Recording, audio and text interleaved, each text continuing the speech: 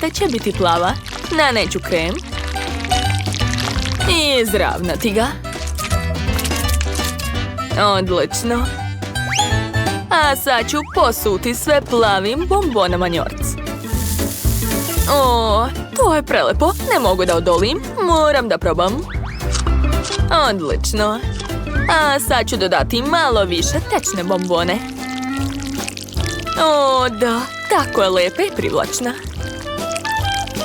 O, da. Pogledajte kako to lepo curi. Divno. Ne mogu da skinem pogled. Ali to nije sve. Ostalo je posuti sve pucketavim bombonama poproks. Uzet ću ovaj prah rukom i bacati ga u tortu, ovako. Tako će izgledati mnogo lepše.